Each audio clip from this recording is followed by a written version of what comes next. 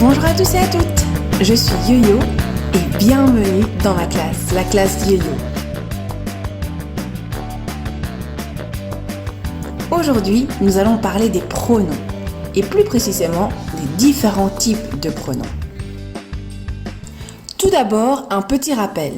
Te souviens-tu de ce qu'est un pronom ? Comme son nom l'indique, un pronom est un mot qui remplace un nom. Nous utilisons les pronoms afin d'éviter les répétitions dans le texte. Voici une phrase. Le petit chat monte sur le toit. Je peux remplacer le groupe nominal le petit chat par il. Il monte sur le toit. Le pronom garde le même genre, le même nombre et la même fonction du nom ou groupe nominal qu'il remplace. Chat est un nom au masculin singulier. Il est donc remplacé par un pronom au masculin et au singulier. Qui est-ce qui monte ? Le petit chat. Alors, il est aussi le sujet dans cette phrase. Quand on parle de pronoms, nous pensons souvent aux pronoms personnels sujets. Je, tu, il, elle, on, nous, vous, il, elle. Mais il y en a plein d'autres. Tellement qu'on les a rangés par famille. Es-tu prêt à les découvrir ? C'est parti ! Il y a des pronoms personnels. Des pronoms personnels, comme leur nom l'indique, renvoient à une ou plusieurs personnes. Nous connaissons déjà les pronoms personnels sujets. Ce sont ceux que nous pouvons utiliser comme sujet dans une phrase. Il y a aussi me, te, le, la, nous, vous, les, leur ou lui ou moi, toi. Ce sont des pronoms personnels qui seront utilisés comme complément d'objets directs ou indirects. Par exemple, le petit garçon veut le jouet. Il le veut. Il pour le petit garçon et le pour le jouet. Je demande à ma maman une pomme. On va essayer de pronominaliser à maman et une pomme. Je la lui demande. Elle m'aide. On ne te croit pas. Nous leur donnons à manger.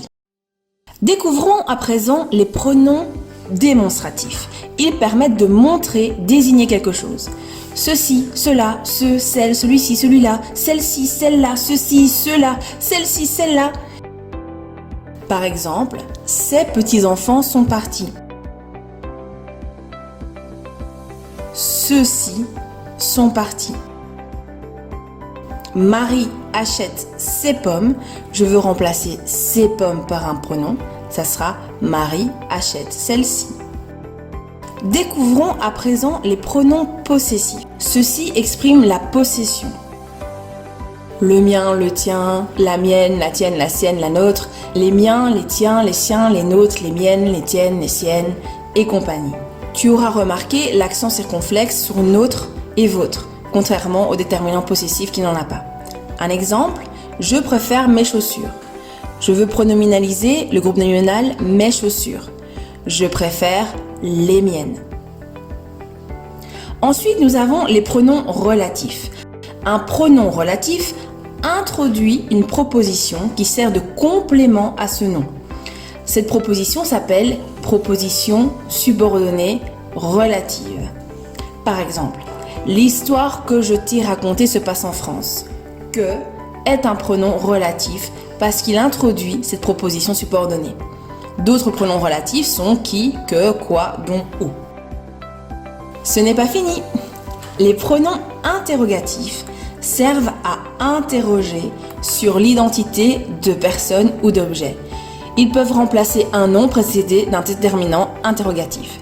Ils sont donc employés dans des phrases interrogatives. Les pronoms interrogatifs sont lequel, duquel, auquel, desquels, auquel, qui, que, quoi. Quelques exemples. Quel enfant est le plus vieux ?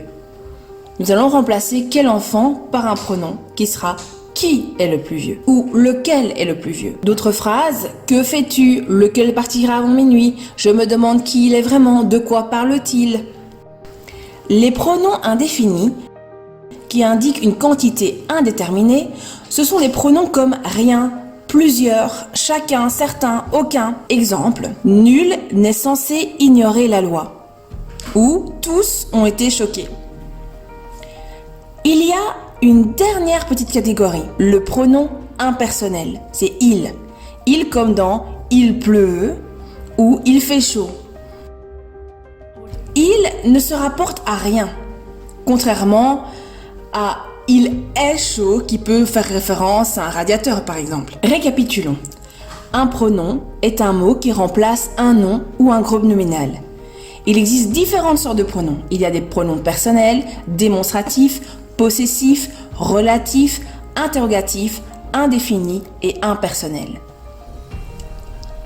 As-tu bien compris ? Vérifions tout ça. Choisis le bon pronom, ensuite dis-moi de quel type de pronom il s'agit. La pomme tombe de l'arbre. On peut remplacer la pomme par quoi ? Celle-ci ou elle ? Oui, elle. Et elle est un pronom ? Un pronom personnel, oui. J'ai vu tes chaussures, mais pas mes chaussures. On va remplacer mes chaussures par les miennes ou les miens ? Oui, les miennes, parce que mes chaussures, c'est du féminin pluriel. Et les miennes, c'est oui, un pronom possessif. J'ai donné des bonbons aux enfants.